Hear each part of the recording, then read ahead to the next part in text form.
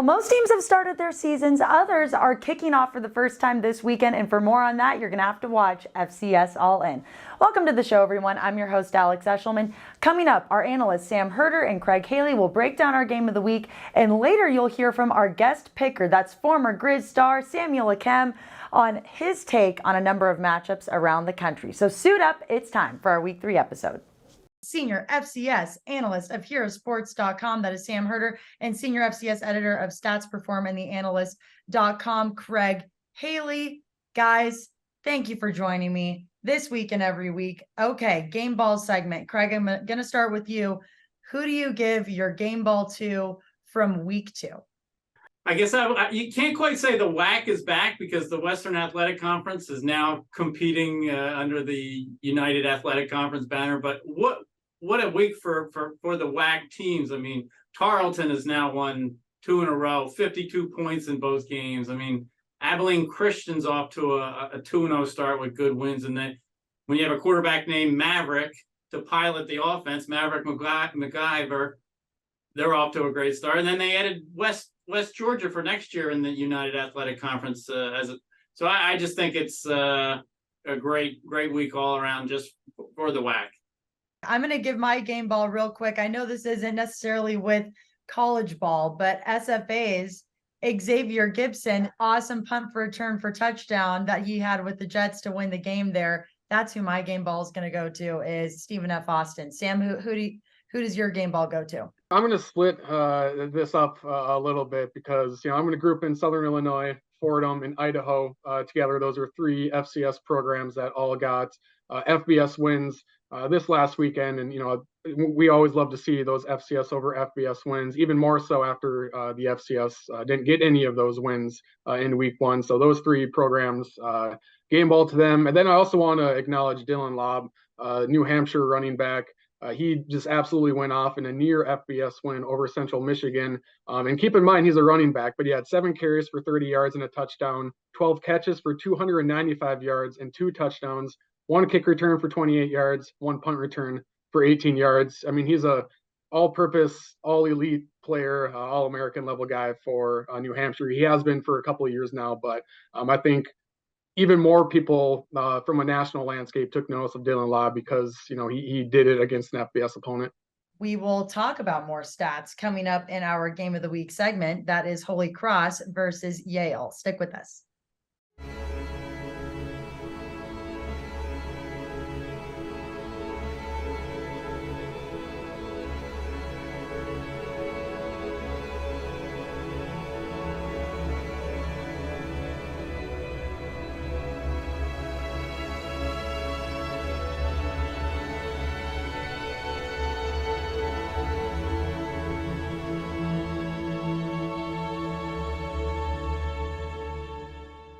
All right, let's talk our game of the week now as Holy Cross goes on the road to Yale for the Bulldogs season opener. For more on that, Emery Hunt tells us the Dogs' approach to game 1.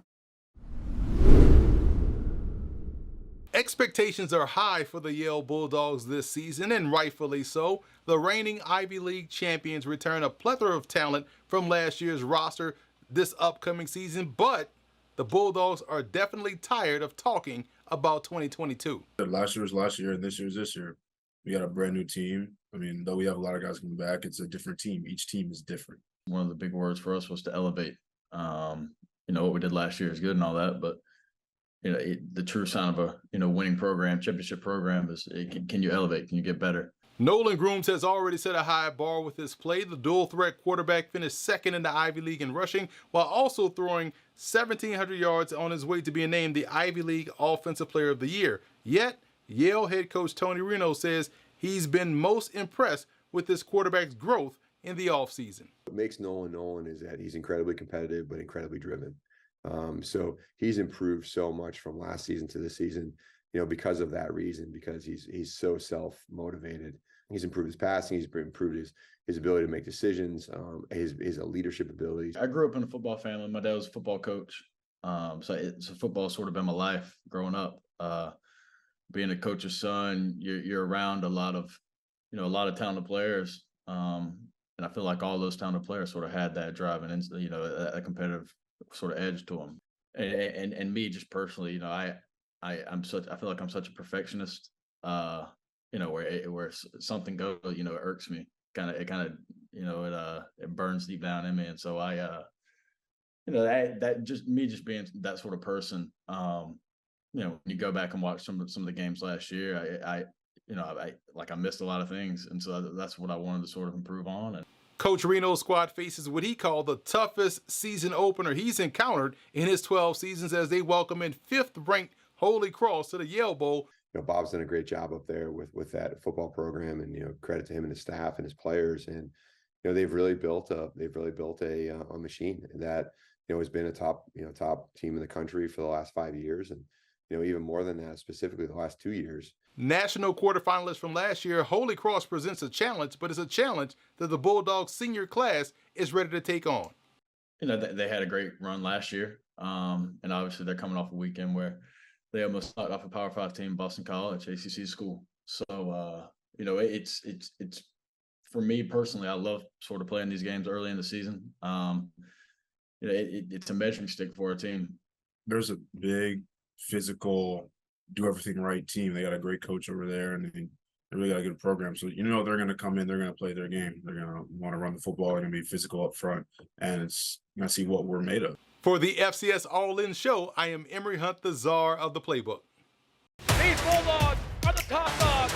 Auburn, an overtime winner, wins it into the round of 32. National NCAA Women's Rugby Championship in the Big Green of Dartmouth. It's over. That will do it. The Brown Bears and the Lions cross off. And Cornell will play on Championship Monday. Some great insight there from Emery. Now let's hear from Maria Trival-Peace on how the Crusaders are trying to come back from a close loss last week to FBS opponent Boston College.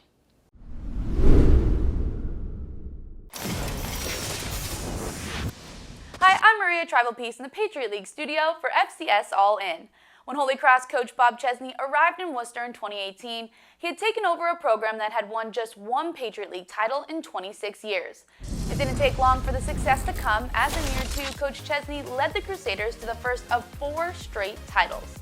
The 3-time Patriot League Coach of the Year has had success at every stop, and the resume continues to grow with the Crusaders as they reach number 5 in the national rankings to start the 2023 season. Holy Cross remains at number 5 this week despite a 31-28 loss to FBS Boston College in Week 2. Jordan Fuller scored his FCS leading 7th touchdown to get Holy Cross within 3, but a late fumble spoiled the Crusaders' chances to make it 3 straight wins over FBS opponents. The Crusaders had their best season in 21 years last fall when they went 11-0 during the regular season and finished 12-1 with the only loss coming to the eventual FCS champion South Dakota State. The turnaround in Worcester has been quite the sight to see over the last 5 years, and the winning under Coach Chesney all started with a huge comeback win over Yale in 2018. I think that is initially where it started. That was the first time ever in the history of the program that we beat Yale at Fitton Field, ever in the history of the program that had been around for many, many years. So I think that's kind of where the start of the actual belief. Now, we didn't do a whole lot after that. We still went on to lose 4 more games, but then we finished the season right. But I think that was, to me, a really good, feeling to say, hey, this is something that's never been done before. And when you're a young team just starting out, to do something that had never been done before certainly gives you a little more belief and hope for the better tomorrow. The Bulldogs avenged the overtime loss a year later with a 23-10 win, but Holy Cross has won the last 2 matchups, including last year's 38-14 win. Senior quarterback Matthew Sluka threw for 249 yards and totaled 3 touchdowns in the victory, while one of his favorite targets, Jalen Coker, caught a touchdown and threw for another on a trick play. Sluka was a Walter Payton finalist a year ago, and he's among the favorites to be in that conversation once again. The senior has passed for 4,508 yards and 41 touchdowns in his career, and as a dual threat, he's rushed for 2,562 yards and 31 scores. I think that his mentality has not changed, one bit, right? He is a fierce competitor. Again, go back through his high school and prep school days, he never lost a game, right? And I think, he gets here and has the ability to just keep, elevating this team. His confidence is through the roof. His progression has been phenomenal, right? And when he first got here, he was really just a runner, but now he really can do everything that we're asking him to do. He's, again, just a fierce competitor and elevates everyone around him. The defense has also played a key role in the program's turnaround, and senior Jacob Dobbs, who leads the FCS in tackles, has been at the heart of it all. He's enjoyed great success against Yale over the years, totaling 34 tackles, 3 sacks, and a forced fumble and recovery in 3 games. Jacob Dobbs obviously means everything to this program. I think, again, he got here and that was our first championship, a pick 6 against Georgetown that he sealed, almost himself. So I think, then to be out that past year and sit on the sidelines and watch and see it from a different perspective. When there's not pressure to perform on Saturday as a player or a coach, I think you have this ability to really take things in a little bit differently, see the bigger picture, because you're not so narrow into just your focus. Although you are helping everyone, you also see it from a bigger picture. And I think that has helped him tremendously. And just obviously he means everything to this program. And, to watch him be back out there and run around and do his thing has been very rewarding for all of us. To keep track of Patriot League football throughout the season, follow us on social at Patriot League TV, and live games can be seen right here on ESPN+. Enjoy the rest of today's show.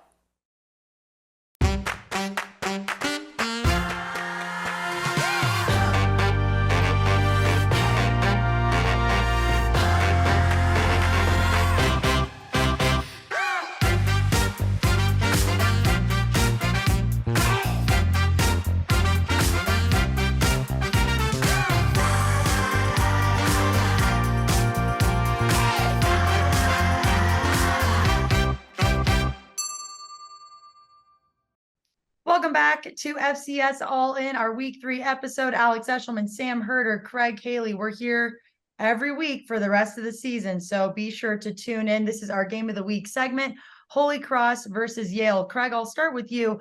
Heartbreaking loss for Holy Cross over a Power 5 FBS opponent in Boston College this last week. How hungry do you think they are going into this game against Yale? Holy Cross is a hungry team here after such an emotional loss, but I think the mark of a veteran team is how they do handle the emotion of this week. I mean, coming off this loss to Boston College where they waited out over a 2-hour rain delay, lightning delay at BC after, inside final 2 minutes of the game, and they're only down by a field goal. Off of week 1 earlier, they had an emotional game with Merrimack, a team that had beaten them 2 years ago. And I think Merrimack was winning at halftime. So I think this veteran team has to really just come in calmly and show they're emotional, but at the same time, they can't let their emotions get the best of them. Sam, on the other hand, Yale, this is their season opener. But with that being said, this is nothing new to the Ivy League. They wait a couple of weeks to get their season going. What kind of advantage does this give the Bulldogs in being able to watch a little film on Holy Cross and get mentally prepared for the upcoming year? It can be an advantage and also a disadvantage. The advantage, of course, is if Yale does want to sprinkle in some new looks, some new schemes that hasn't been on film just yet. That's an advantage for Yale. Also, fresh legs for Yale as well. That's an advantage, especially, Holy Cross.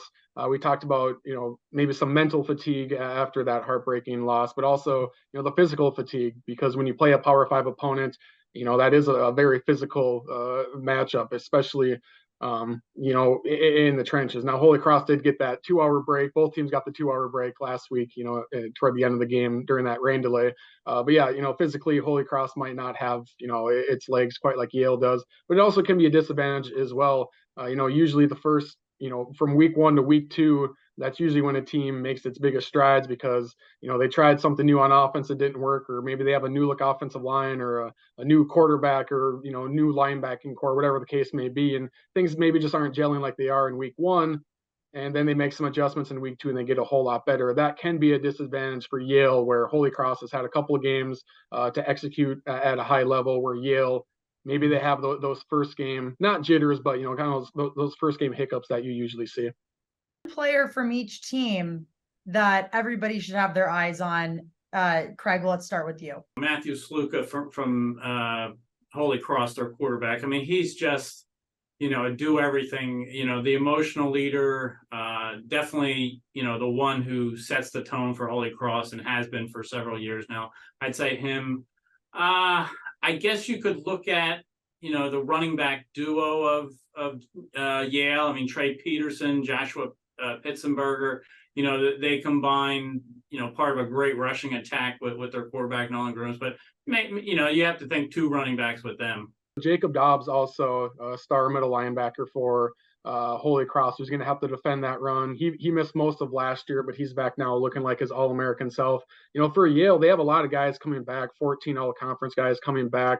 One name to keep an eye on is their left tackle. I'm always going to butcher his last name, but Kyron Amegjaj, butchered his last name, but we're gonna give it to you, Sam. We're gonna give it to you. Yeah, he's arguably the top NFL draft prospect from the FCS. A huge tackle prospect for Yale, and so we usually keep an eye on the quarterbacks and the running backs and kind of those sexy slash players for offenses. But it all starts up front, and Kyron is an elite offensive tackle in the FCS level. Key factor for each program to get it done this week. These teams, they're familiar with each other. Some of these players, have played extensively in this series.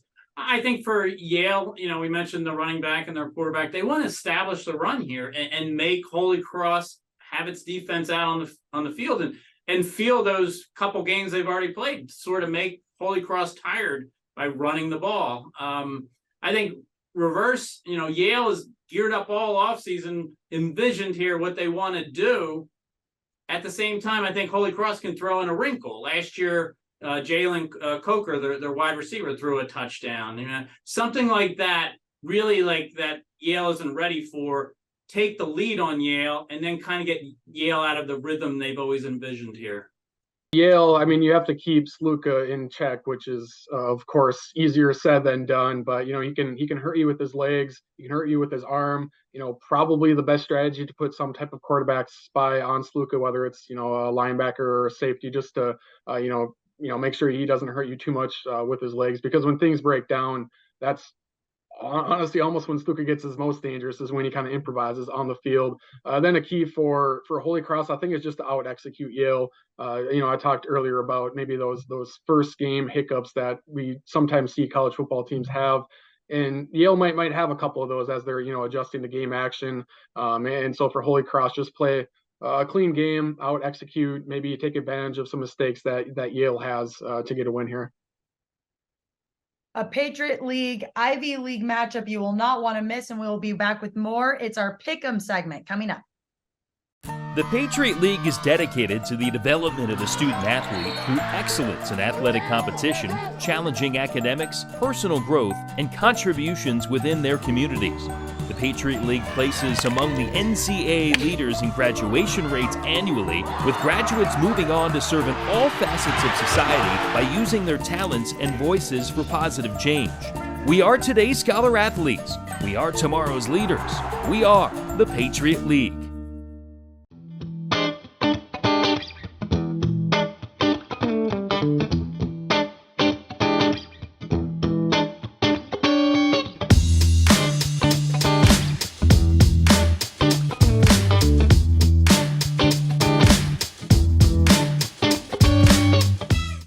At 6'7" and 355 pounds, you could say that Mike Edwards was built to be an offensive lineman. Out of Fayetteville, North Carolina, the Fighting Camels offensive tackle earned second-team All-American and first-team All-Big South honors in 2022. He received numerous preseason accolades and is on the radar of many NFL teams. In his final season as a collegiate football player, Edwards' goal of being a professional football player is within his reach. But the path to get here was not easy, and life does not always go the way it was planned. Wake Forest was my second choice. I went to a camp there. They offered me immediately, so I just went ahead and went with that since it was a really big school. I think 2019, spring ball, had a really bad concussion towards the end, so I was out for a while, and then one of the first practices of fall camp had another bad one, and that one I couldn't feel my left leg, so yeah, I was out for a really long time. So it was I think it was about a month towards the first game of the season. About that time comes, a doctor comes to me and says, we don't think, we're not comfortable with you playing anymore because we think your head's sensitive to contact. So really just go a year without playing ball at Wake. As the number 28 recruit in North Carolina and the 53rd best tackle nationally coming out of high school, it was expected that Mike would play for a big school and take a stab at the NFL. The pressure from friends, family, fans, and most importantly himself started to take a toll on Edwards as he saw that his chance to be a professional football player was slipping away. It hit me really hard at first, and then once I started feeling better and I got back into it, and then I got the second one, I was like, man, like, and it was really tough. I'll say I was really concerned about my health at first, so I was just gonna accept it and just back away. But like I said, like the pressure had got to me, so I thought I could just trust the process and get back into it. Once Edwards' time was up at Wake Forest, he entered his name into the transfer portal. But a pandemic in 2020, COVID-19, kept many schools from looking at new players. There was one school, though, in Buies Creek, North Carolina, closer to his home of Fayetteville, that was interested. When I came here for my visit, me and Mint kind of connected immediately. I didn't really have a connection with the coaches at Wake like I do here.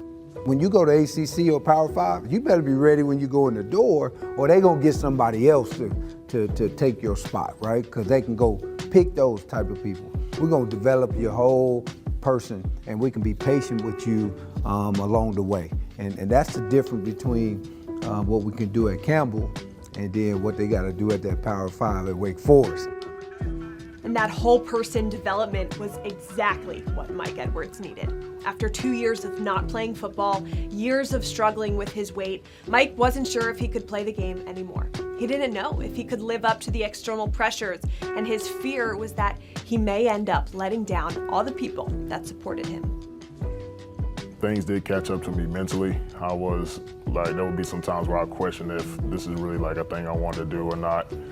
But I learned how to connect with my coaches and actually talk to them when I had things going on. So that taught me how to trust the process and just keep going. After battling and conquering many of life's tests and trials, Mike is now walking in the fullness of that greatness. And the lessons learned at Campbell have brought Mike to the precipice of his dream to be an NFL player. He's ready. He's ready. He had to understand that the NFL is really about how tough mentally you are. The physical piece, everybody can do that. But can you stay in the moment 365 days a year? Everybody gets up sore. Everybody gets up and don't want to do it. But the ones who's in that building, they overcome that. And so this is what we got to work on. So now he's ready. He's ready to go. Like when I was at Wake, I didn't have these connections. Coaches, it feel like I was a hurt racehorse, basically. Like I get hurt and then they just forgot about me. But these guys, they stayed with me through the whole process, even when I was down. So I'll do anything for these guys, really. Incredible piece on Mike Edwards. Well done to everyone who helped put that story together. And for the full feature, you can head to caafootball.com. This is where everything starts. It's a place of new beginnings, new opportunities, and a new identity. We are the Coastal Athletic Association, and from the beaches to the city streets, we are united to succeed at an elite level. In competition, in our communities, in our lives. This is the tide that lifts us, the fire that burns inside all of us. This is our moment, our new chapter. This is CAA football, and we are united in excellence. Back with more here on FCS All-In, our Week 3 episode. Alex Eshelman, Sam Herder, Craig Haley joins the show this week. Every week it is our Pick'em segment. Starting with you, Craig. Central Arkansas versus North Dakota State. Who gets it done at the Fargo Dome? I think back to that Trey Lance, showcase game they had for NFL scouts in fall of 2020. That was just a great game. I hope there's another shootout here. I think you have to favor the Bison at home. But at the same time, Central Arkansas has all those running backs. They could, really dictate things if they control game clock. I think a really great matchup and probably the best gauge for NDSU. I look at Central Arkansas and they just have a ton of individual talent everywhere. And when I ranked all top 25 returning FCS players by position, Central Arkansas ended up having the second most guys mentioned. So they're a talented squad, but they're going to an NDSU team that always plays well at home. NDSU, they look better offensively, but look better defensively as well compared to a year ago. So yeah, I have to favor the Bison here. Next up, Southeastern Louisiana versus Eastern Washington. Do the Eagles get it done after that close overtime loss to Fresno State? Craig? Somebody's got to get their first win. I kind of look at it as similar to Florida A&M against Jackson State, South Dakota State against Montana State. You think you go one way all year and then you get there, it's like, whoa, I'm not so sure. I'm not so sure that the Lions can get it done on the road, but like those other teams, I'm just going to stick with my offseason pick here in Southeastern Louisiana. I'm going to go with the Lions as well. I mean, this is such a huge game for both. Both squads are 0-2, but Eastern Washington, they lost to NDSU, and then they nearly beat a good Fresno State team in double overtime. Southeastern Louisiana is also 0-2, but those are, two losses to FBS teams. And so, both are probably stronger than what their record indicates. But yeah, I like the Lions here. I like the returning talent they have coming back, and it's probably going to be a shootout, but I think the Lions have a little more offensive firepower to get it done. William and Mary versus Charleston Southern. Craig, what do you think? You have to like the Tribe winning this one. I mean, obviously Charleston Southern, troubled Clemson for a half last week. Gabe Gardena, that's a great thing to build on as their first year coach. But the Tribe just has too much in the trenches and the run game. Charleston Southern's been interesting to watch because, like Craig said, they were right there with Clemson for a half, and that was a week after barely beating, I think it was a Division II team. So Charleston Southern's, been interesting and, probably stronger than expected. But yeah, William and Mary is loaded this year. They have most of their guys coming back from last year's quarterfinal squad. So another road pick for me here with William and Mary. Southern Illinois versus Southeast Missouri. Craig, who you got?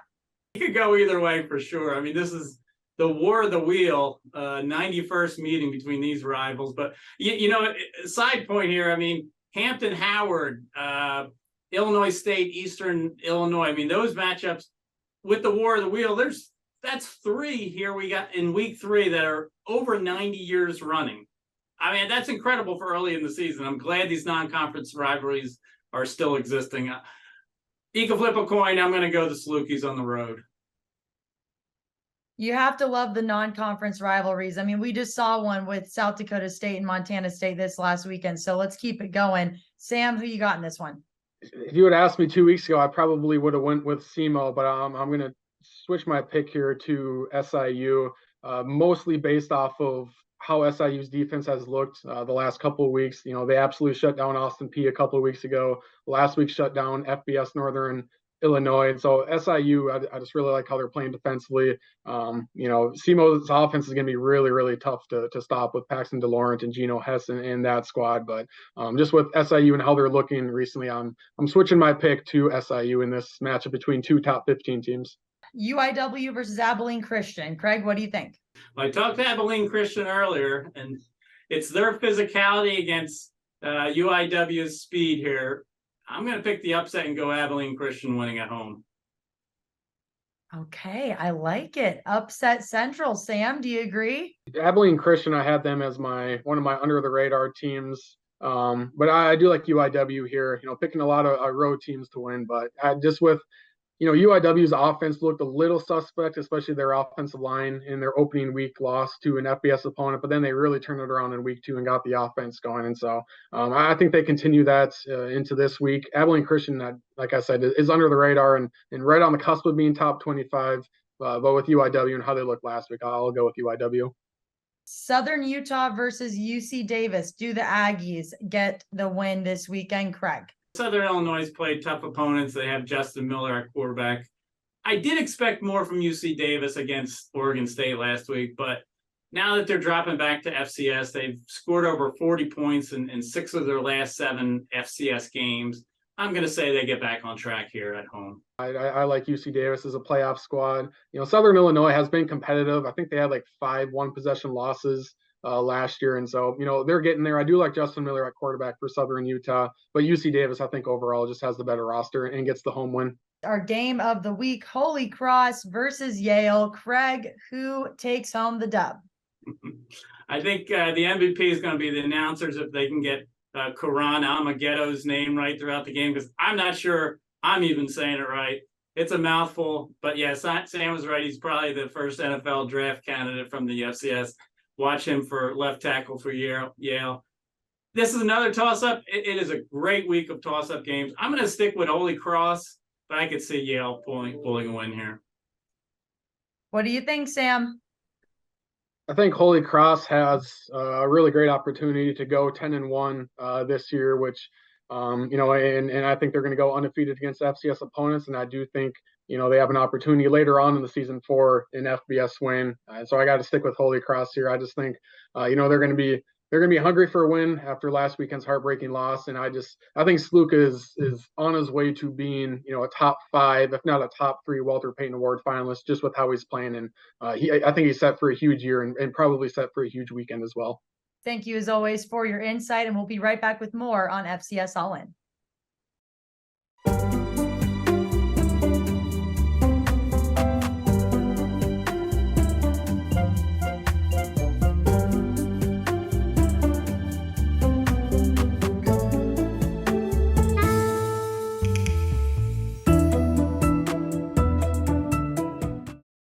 Thanks so much for tuning into FCS All-In. I'm your host, Alex Eshelman. Joining me this week for our celebrity guest picker segment. And yes, I did say celebrity because he is famous in the Missoula community. It is former Grizz, all-time great and current USFL Philadelphia Stars wide receiver, Samuel Akem. Sammy, how you doing? Thanks so much for joining us this week on FCS All-In. Hey, thank you for having me. I'm blessed to be on here. I'm glad you guys decided to have me on here. It's great being on here, and I can't wait to get into it. What are some of your favorite memories, life lessons, everything in between that you took from your time in Montana into playing pro football now? One thing I'll say I took from playing at the University of Montana is you got to grind every day. Like every day is going to be a grind. No matter what field you're in, people want to be successful all over the world. They want to do things. You want to do this and you want to do that. It's going to take work and it's going to be hard no matter what you do. So always go into it with a worker's mindset. Not only are you doing that at the pro level, and you did that at the college level, but now you're kind of taking your talents into the broadcast booth as well. I love what you've been doing on your Twitter, your social media, taking some of the best plays that you've seen from your former program, of course, the Montana Grizzlies, and breaking it down. Where did that passion for broadcast start for you?